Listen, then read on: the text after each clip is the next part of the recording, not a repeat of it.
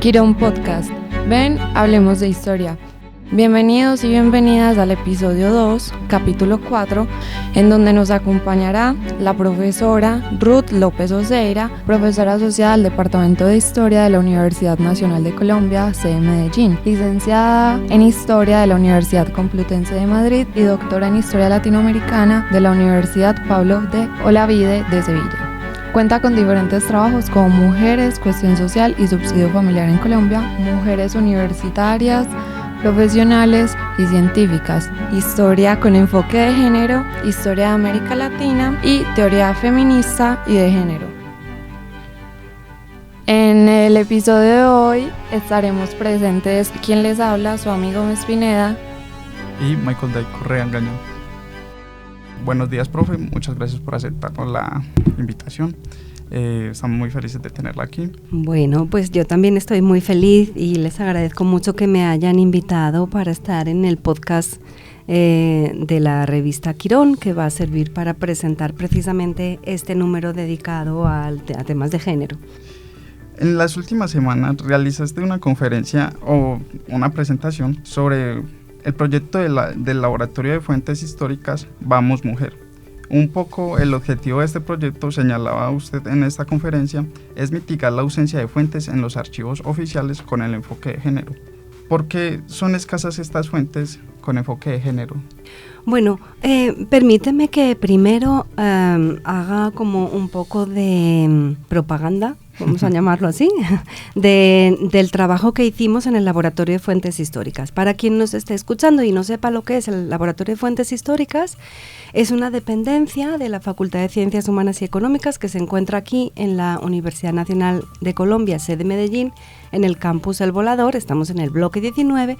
Somos una dependencia que está abierta al público y, bueno, pues en este momento yo estoy siendo la coordinadora del Laboratorio de Fuentes Históricas. ¿El laboratorio qué tiene? El laboratorio tiene diferentes archivos que han sido donados a la Universidad Nacional de Colombia y que son patrimonio de la nación colombiana, es decir, son archivos patrimoniales que contienen documentos históricos relevantes. Tenemos el más antiguo que recibimos, que es el Archivo Histórico Judicial de Medellín, y tenemos algunos de los más recientes. El más reciente, hasta hace 4 días, era el Archivo Histórico Vamos Mujer, Movimiento Social de Mujeres, que fue una donación que nos realizó la corporación Vamos Mujer, que es una corporación que lleva desde finales de los años 70, y, aunque no con ese nombre, pero digamos trabajando desde finales de los años 70, constituyéndose en Medellín y a nivel de Colombia en pro de promocionar o promover la organización de las mujeres y los derechos humanos de las mujeres. ¿Por qué nos dona la corporación Vamos Mujer su archivo y por qué es importante? Es importante porque, como tú decías en tu pregunta, en efecto, cuando hablamos de realizar la historia de las mujeres, como la historia de otros sujetos o de otros grupos sociales subordinados, encontramos que hay un limitante o hay una dificultad, que no es una dificultad imposible de superar, pero es una dificultad, y es que hay ciertos sujetos que no han no han escrito los archivos oficiales. ¿Por qué? Porque los archivos oficiales se han escrito desde el poder. Los archivos oficiales se han escrito desde las instituciones públicas de los países, de los estados, de las diferentes institucionalidades y corporaciones. Y a esos lugares han llegado tarde y han llegado de una manera subordinada a los grupos subordinados, entre ellos las mujeres, que no tenían el voto, que no eran consideradas ciudadanas, que no podían ejercer funciones públicas. Entonces, al no estar inscritas o no funcionar dentro del sistema burocrático de elección, de cargos ejecutivos, ¿no? Su voz no era visible en la producción de esos archivos. Eso no quiere decir que las mujeres o las personas negras o las personas afrodescendientes o las personas indígenas no produjeran ningún tipo de documento, ¿sí? Algún tipo de documento producían. La cuestión es dónde están esos documentos, quién los conserva, cómo se conserva y cómo se difunde ese patrimonio. Entonces, en el Laboratorio de Fuentes Históricas, lo que hemos estado haciendo es recibir algunos archivos que hemos considerado que de alguna manera representan no son la totalidad. El laboratorio es un lugar de experimentación, es un lugar para hacer prácticas, es un lugar para enseñar, para aprender.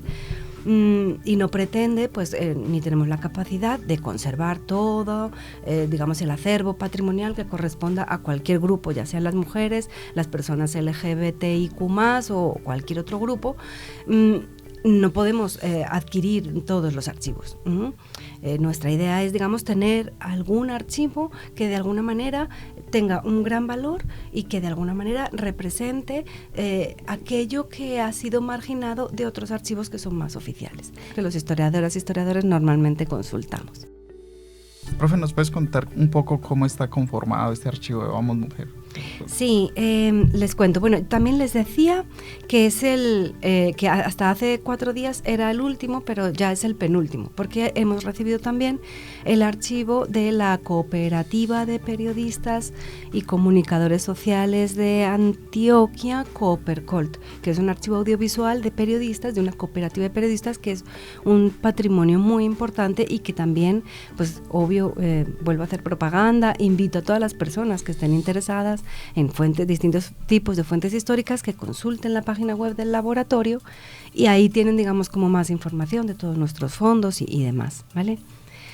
Bueno, ¿qué tiene el archivo Vamos Mujer? La corporación Vamos Mujer, comenzamos a conversar con ella. El profesor Óscar Calvo, que estaba dirigiendo el laboratorio en ese momento, recibió como una invitación para decirles, mira, la universidad en el laboratorio querría quedarse con todas estas fuentes que tenemos en el centro de documentación, que ya nosotros no las podemos gestionar, es decir, ya no tenemos una persona en el centro de documentación que las organice. ¿A ustedes esto les interesa? Entonces fuimos allá a la corporación, el profe me dijo, oye, tú que sabes sobre historia de las mujeres, ¿por qué no nos acompañas para hacer una valoración documental de estos documentos? Y fuimos y efectivamente pues allá había mucha documentación, alguna nos interesaba más, otra era ya una documentación de conocimiento público o que está en la web, que pues a lo mejor no era como tan pertinente, pero había muchas cosas muy originales, y en ese centro de documentación ellas habían ido recogiendo muchos materiales que habían construido para hacer sus proyectos, es decir, que hacían un proyecto de hablar sobre la violencia de contra las mujeres desde la perspectiva psicológica, hacían unos talleres, dejaban las memorias de esos talleres, las dejaban allá, que hacían una cartilla para promover los derechos laborales de las trabajadoras domésticas. Pues entonces ellas esas cartillas dejaban allá un ejemplar o 2 ejemplares, que tenían un intercambio con otra entidad y hacían un intercambio como de publicaciones. Pues aquí llegaban varias publicaciones de Chile, de Brasil, de Argentina, de México, de muchos países de Centroamérica, es decir, había mucha documentación muy interesante. También hablamos con ellas acerca de la posibilidad de que, además de digamos, de donarnos, ¿no?, o de cedernos al laboratorio de fuentes históricas todo ese acervo constituido por documentos muy heterogéneos que hablan del movimiento de mujeres en América Latina y en el mundo, de su quehacer, que representan el quehacer. El quehacer es como se construyen los archivos, ¿no? Los archivos se construyen cuando una institución, a lo largo de su trasegar, de sus actividades comunes y corrientes, va generando, va produciendo documentos, va recibiendo, va produciendo, va emitiendo documentos para ir dejando, digamos, constancia de esas cosas que va haciendo porque lo necesita, ¿no? Y eso es lo que nosotros recibimos en ese centro de documentación, pero también les hablamos con la corporación, porque al ser un centro editorial, digamos que tenía información muy heterogénea, muy interesante. Hay una cantidad como de 15.000 fotografías y negativos, hay muchos cartillas, hay una cantidad muy grande de efímeros, pues efímeros le llamamos ahí en archivística a todos esos documentos que son como de uso puntual, que no están producidos para que duren mucho tiempo, sino que son pues como un sticker, un volante, un flyer, un afiche. Entonces ellas, en lugar de botarlos después de que terminaba el evento, que era el 8 de marzo, el 25 de noviembre, X campaña, pues siempre conservaban algunos ejemplares. Entonces hay una variadísima cantidad de efímeros. Ellas no solamente conservaban los que ellas producían, sino iban a una marcha, iban a un encuentro, iban a cualquier lugar, recibían qué montón de información en esos formatos efímeros y los guardaban y tenían cajas y cajas y cajas de muchísimas actividades, y ahí tenemos mucha información. Tenemos información desde luego de contenido, de cuándo se hicieron campañas, de qué tipos de campañas convocaban a digamos como redes o coordinaciones de organizaciones. Tenemos muchísima información, incluso también una información gráfica y visualmente muy bonita, ¿cierto? Muy interesante. Por ahí es que, había toda esta heterogeneidad de información, pero esa heterogeneidad de información tenía el problema de que, digamos, era como muy dispersa y costaba ubicarla y encontrar su sentido. Entonces hablamos con la corporación y les hicimos la propuesta de si nos podían donar también esa parte antigua del archivo, donde estaban las memorias, donde estaban sus discusiones de cómo constituirse como organización, donde estaban, cómo se conformaron y cómo se configuraron esos programas y esas cosas que ellas hicieron, donde utilizaron esas cosas que luego fueron al centro de documentación.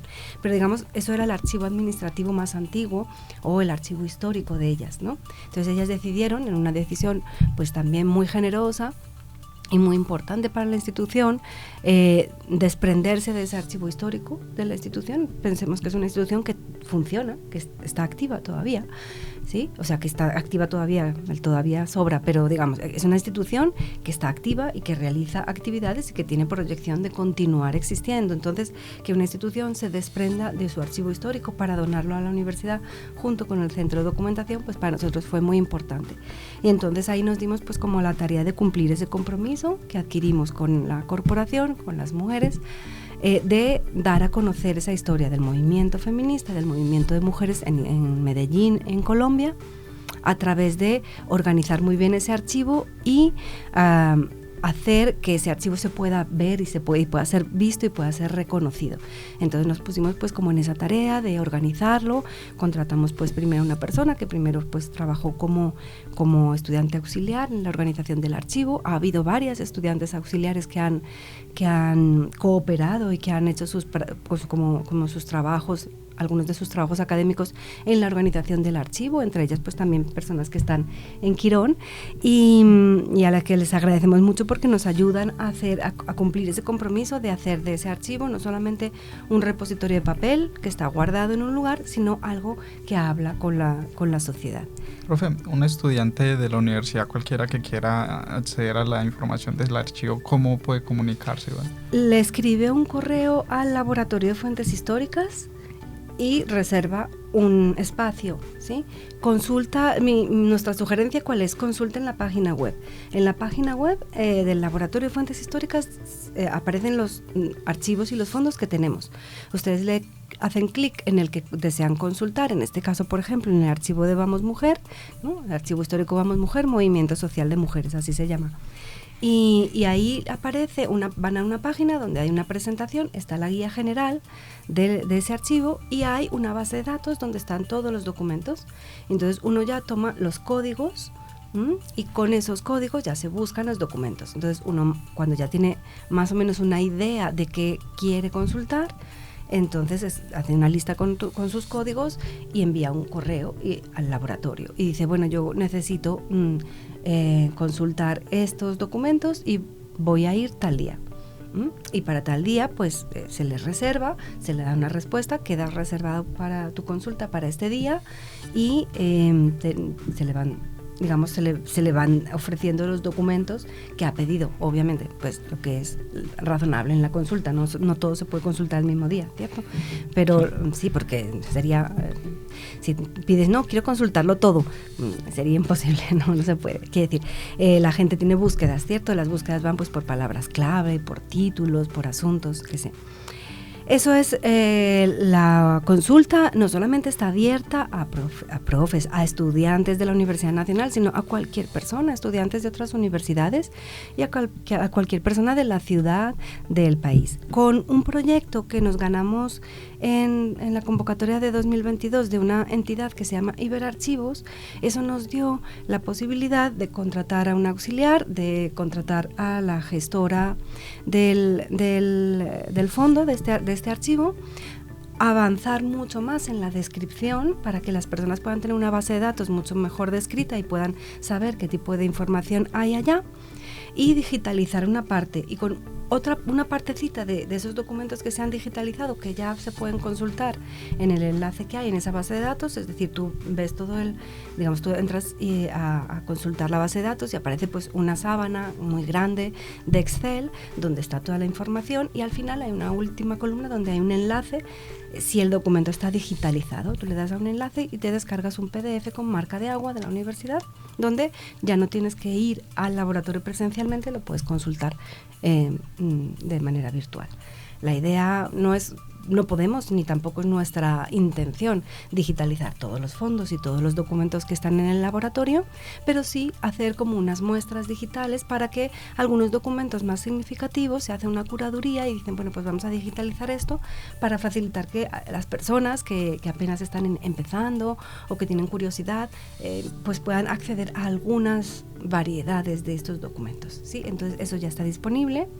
Eso ha sido posible gracias a ese proyecto de preservación, conservación y divulgación del Archivo Histórico Vamos Mujer, Movimiento Social de Mujeres, que ya vamos a terminar en enero, y que, digamos, como la parte técnica pues ya ha ido avanzando bastante, y nos va a permitir entonces romper un poco esa barrera, ¿no?, de la que hablábamos, de la dificultad de acceder a ciertos contenidos, porque no había, creo que en América Latina pues sí teníamos como un antecedente, el que se llama el Archivo Mujeres y Géneros de Chile, que el Archivo Histórico Nacional o el Archivo Histórico de la Nación no recuerdo exactamente el nombre, Archivo Nacional Histórico.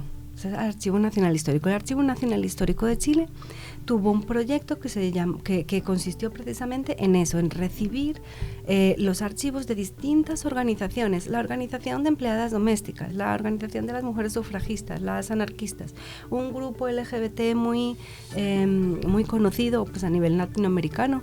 ¿Tenía información solo chilena o también de otros países? No, solo chilena. Solo de Chile. Pero esos archivos de los movimientos de mujeres especialmente siempre suelen tener referencias a otros movimientos, porque entre ellas se escribían cartas, compartían espacios, compartían publicaciones que hacían. Entonces, aunque tú digas, bueno, este es que una organización de mujeres chilenas que luchaba por el sufragio, pero tú empiezas a ver en su documentación y seguramente tienes información de otros países, porque entre ellas se conocían y iban con el tiempo pues iban compartiendo algún tipo de información. Pero digamos que la institución como tal, las instituciones del Archivo Nacional Histórico de la parte de mujeres y género son solamente chilenas. Y en Colombia teníamos un antecedente también, que fue una donación que la Red Nacional de Mujeres realizó al Archivo General de la Nación, donde entregaron una parte de su documentación que tenía que ver con la participación de las mujeres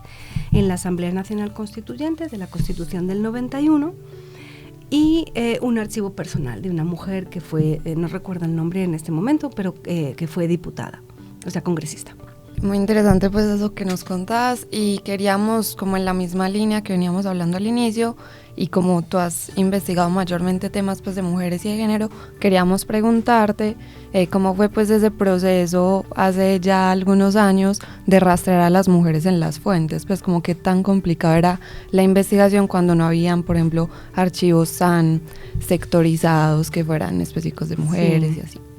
Bueno, como les contaba antes, los grupos subalternos o los grupos subordinados no han producido los los archivos. Es decir, ellos no han decidido cuál era la información relevante para ser conservada, ¿sí? Lo que se conserva en los archivos pues es la información que las personas que toman las decisiones consideran que es la información relevante. Y ahí hay normalmente pues un sesgo más o menos consciente de lo relevante es lo que a mí me ocurre, es lo que a mí me pasa, es el ámbito donde yo laboro, donde yo trabajo, donde yo desempeño mis funciones, ya sean políticas, económicas, etcétera, ¿cierto? Entonces, ¿qué es importante y qué no es importante para ser conservado hacia el futuro? Pues es algo que depende también un poco como de una cierta dimensión subjetiva, y también es una relación de poder, ¿sí?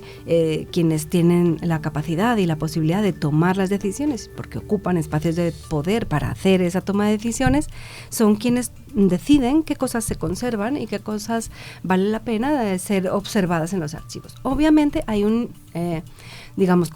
nivel de información que no es posible, digamos, ¿cómo diríamos? Que aunque una persona tenga un sesgo, pues digamos, hay una información que de todas formas pues se filtra, porque por ejemplo los archivos judiciales se ha procurado conservarlos desde el punto de vista de las y los historiadores, porque hablan precisamente de esa gente menuda, la gente pequeña, ¿no? La gente del margen, la gente que no ocupa un espacio en el poder, pero que por una circunstancia u otra resultó apareciendo vinculado a un sumario, a un proceso judicial, no necesariamente como víctima, no necesariamente como victimario, a veces simplemente como un testigo al que llamaron para que testificara si había visto, oído o sabía algo de cierto asunto que pasó en su vecindario. Y por ahí entonces encontramos a muchos sujetos que probablemente para las autoridades no hubieran sido relevantes. Pues encontramos a gente pobre, a gente mendiga, a gente que no va a ocupar nunca ni siquiera el cargo más ínfimo dentro de su localidad, pero que eventualmente resultó pues testimoniando algo en un documento oficial, ¿cierto? Eso pasa con las mujeres también, evidentemente, aunque las mujeres no ocuparan un espacios de poder en la burocracia, en el Estado, pero algunas de las actividades que realizaban eventualmente llegaban y quedaban recogidas, pero de una manera como obviamente pues mucho más secundaria. Entonces, hacer la historia de las mujeres, cuando se plantea el proyecto Historia de las Mujeres para, de alguna manera, entender que la historia universal, o lo que se le llamaba la historia universal, era una historia androcéntrica y centrada en la mirada, en la experiencia histórica de los hombres, cuando se hacen esas reflexiones en los años 60 y 70, empieza a pensar, bueno, sí, queremos hacer una historia de las mujeres, ahora ¿cómo la vamos a hacer? ¿Con qué fuentes las vamos a hacer? Si las mujeres no han... Es decir, era como un poco el camino de frustraciones, ¿no? Y muchas historiadoras lo manifestaban así. Y es un camino, es decir, ir a los archivos históricos es un camino como muy desagradable, porque básicamente lo que terminas diciendo es... las mujeres están ausentes de tener una voz propia, no sabremos qué dirían, estarían de acuerdo o no estarían de acuerdo, pero digamos es un poco como encontrar la voz de qué piensan los hombres que deben hacer las mujeres, qué piensan los hombres que son las mujeres, cómo piensan los hombres qué piensan las mujeres. Entonces era todo mirar a las mujeres desde ese lugar hetero, ¿no? Es una heterodesignación, ser designado por la mirada del otro, ¿sí? Es decir, por ejemplo, en una época en la que las mujeres no podían estudiar medicina porque no se les permitía estudiar en las universidades, o porque se les permitía estudiar en las universidades, pero medicina no, porque había que ver cuerpos desnudos y eso era moralmente una cosa muy inconveniente, pues entonces la ginecología como una disciplina la crean hombres. La ginecología es una disciplina en la que los hombres describen a las mujeres. Los hombres tratan de explicar la incógnita de lo que son las mujeres. Bueno, las mujeres para nosotras no somos una incógnita. Son los hombres los que heterodesignan a las mujeres como una incógnita. Entonces empiezan a describir pues esas capacidades específicas, ¿no? de lo que entenderíamos biológicamente, que es una mujer biológica, ¿no? Que es pues todas las capacidades reproductivas, ¿no? Y tratar de explicarlas. Tarda mucho en llegar la voz de las mujeres a entender los cuerpos reproductivos y las funciones específicas reproductivas de las mujeres y a tratar de aprehenderlas y a tratar de pensar en ellas. Entonces eso es, digamos, un camino, ¿no? en el que se va, digamos, desbrozando un poco a poco, donde encontrar unas fuentes que no sean o la omisión o la heterodesignación, sino fuentes de mujeres que hablen desde su lugar, asumiendo en parte o asumiendo relativamente, digamos, la voz hegemónica que establece el poder, que lo constituyen los hombres. No digo todos los hombres, pero sí en el poder han estado hombres fundamentalmente a lo largo de la historia, y ver las mujeres frente a esa situación que decían, estaban cómodas, no estaban cómodas, decían que sí, decían que no, tenían estrategias para cuestionar esas formas de dominación. ¿Qué hacían, ¿no? con los recursos que tenían? Y digamos que la búsqueda, ¿no? de ese tipo de fuentes pues ha llevado también a trabajos creativos, a buscar como fuentes alternativas, fuentes de archivos personales, fuentes privadas, la fuente oral, y un poco también ha obligado a leer a contrapelo esas producciones documentales hechas desde el poder, es decir, leerlas como entre líneas, ¿no? Es decir, tratar de leer qué es lo que se está manifestando ahí, entendiendo que es una forma de heterodesignación, que es que otra persona desde afuera te diga quién eres tú. Ese es como el quid básicamente de la pregunta de ese proyecto de hacer una historia universal que contenga no solamente la experiencia y la vivencia histórica de los hombres, sino también la de las mujeres. Y yo creo que ese proyecto está dentro de un proyecto todavía más grande de la historia, que es hacer que la historia universal sea una historia construida por una multiplicidad de voces, porque no son solamente las mujeres las que están marginadas de la producción documental, sino los sujetos LGBTIQ, los sujetos pobres, las personas pobres, los grupos obreros, las personas que son disidentes de alguna índole, las personas racializadas. Es decir, el proyecto es construir una historia donde haya más voces que solamente la voz hegemónica que ha construido los archivos, que ha sido un poco la historia que se nos ha contado, ¿sí? Es decir, la historia se ve distinto si tú lees los informes del Ejército y la Policía, que si tú te acercas al Laboratorio de Fuentes Históricas y lees los documentos de Fabiola Lalinde y su familia y la Operación Sirirí.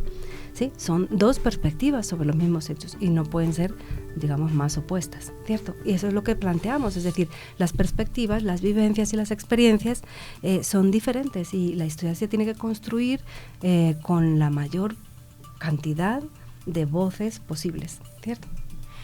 Bueno, profe, muchas gracias. Esta construcción de nuevas fuentes para el trabajo de la historia de las mujeres y grupos marginales, tomando un poco su trabajo sobre esto, encontramos un artículo suyo que se llama Mujeres, Cuestión Social y Subsidios Familiares en Colombia. Cuéntanos un poco cómo fue el proceso creativo de este artículo, cómo fue la recopilación de fuentes y qué razones la llevaron a producir este artículo. Bueno, yo para mi trabajo doctoral me había interesado en una cosa que se le ha llamado en la historiografía la historia del maternalismo político. El maternalismo político es, digamos, como una línea de organización de las mujeres o de presencia de las mujeres en el ámbito de lo público, pero reclamando que como madres realizaban un aporte a la sociedad que la sociedad no reconocía de la manera suficiente o de la manera adecuada. Es decir, era un poco como aceptar ese rol materno, que de alguna manera también era una imposición cultural, ¿no? Una mujer debía de ser madre, pero no solamente verlo como una imposición, sino también apropiárselo y de alguna manera plantear que ellas debían, ¿no? de organizarse y aportar a la sociedad, a una mejor sociedad desde apropiarse ellas de ese rol de la maternidad, dicho así un poco en global. Y en esta época habíamos estado con la profesora Laura Moisa trabajando en un proyecto de la construcción de las políticas locales del sistema de cuidados, ¿sí? Desde hace un tiempo relativamente cercano en América Latina, pero ya podríamos decir que se lleva como unos buenos 20 años más o menos en general. Se habla mucho de las políticas de los cuidados, ¿sí? Las políticas de los cuidados tienen que ver con esas actividades del cuidado que no tienen una valoración social y no tienen una valoración económica, es decir, no forman parte del Producto Interno Bruto, ¿sí?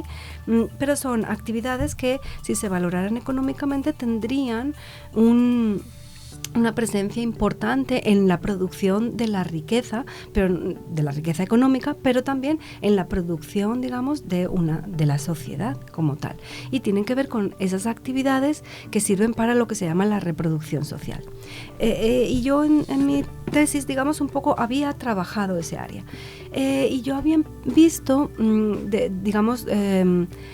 que en otros países, sobre todo en los países donde se desarrollaron, donde hubo como políticas más socialdemócratas y donde se desarrollaron lo que se llamaba el Estado social de derecho más profundamente, pero que eran países, digamos, económicamente más desarrollados y por lo tanto pues tenían más recursos para construir esa infraestructura de un Estado social que permita entender la educación, la salud y otras cosas como derechos y no solamente como servicios. Entonces yo había estado como atenta a que históricamente se habían digamos, desarrollado algunas políticas que planteaban, por ejemplo, en muchos países de Europa, incluso durante un tiempo en Estados Unidos también, que es un país así como con una mirada muy desconfiada frente a las políticas del Estado, ¿no? Entonces, había políticas que promovían que las mujeres se quedaran en casa cuidando a los hijos. Pero, digamos, como las mujeres salían a trabajar, entonces un poco como para evitar eso o revertir eso de alguna manera, plantearon una especie como de salarios, como de subsidios que se les pagaban a las mujeres, para que se quedaran en la casa cuidando a los hijos. Por una parte digamos, había como una preocupación social acerca pues un poco de esos niños que vivían sin cuidados, de que no había guarderías para atenderlos a todos, y digamos había como un debate acerca de cuál era la mejor manera en la que una sociedad, y ya no solamente comprender el cuidado de la familia, el cuidado de los hijos como un asunto privado, sino entenderlo desde el lugar, desde un punto de vista social, es decir, cómo una sociedad proporciona condiciones para que las niñas y niños tengan unos buenos cuidados, ¿cierto? Entonces una cosa era pues hacer guarderías mientras las mujeres trabajan, ¿no? Mientras las familias trabajan, y la otra era darle subsidios a las mujeres para que se quedaran en casa. Y entonces yo me preguntaba, bueno, ¿y si se le dan subsidios? ¿Y si los grupos, digamos, maternalistas políticos o feministas proponen ese tipo de subsidios y dicen que eso está bien porque es una forma de reconocer el trabajo que las mujeres hacen para la sociedad, criando a las niñas y niños que luego van a ser los trabajadores y los que van a pagar los impuestos y van a cotizar para las pensiones del día de mañana de una sociedad? Tomen eso en cuenta, que es importante. Entonces la idea fue como buscar por dónde encontrar eso. Entonces, bueno, pues leyendo como por varios lugares me di cuenta de que acá había habido algo parecido a los salarios de madres o esos subsidios para madres, que se llamaba, digamos, el salario familiar. El salario familiar era como una especie de, como una bonificación salarial, ¿sí?, que se le daba a las personas por cada hija o hijo menor de edad que tenían. Y en general, en la historiografía se había considerado que era como una variante un poco más negativa o como un poco más patriarcal, vamos a llamarlo así. Es decir, que si el subsidio a las madres era como un subsidio que permitía a las mujeres liberarse un poco como de las relaciones de dependencia respecto a los hombres, porque pues una mujer que no trabaja y que tiene hijos pues depende del salario de un marido, si quiere se lo da, si no, no se lo da. Entonces, bueno, había como, digamos, unas relaciones de poder en relación con esos ingresos. Si tú a una mujer que tiene hijos, por tener hijos, le otorgas un subsidio, de alguna manera algo se quiebra en esas relaciones de dependencia económica, ¿no? Tú le das a la mujer una cierta, entre comillas, independencia económica. Y eso genera efectos en una sociedad.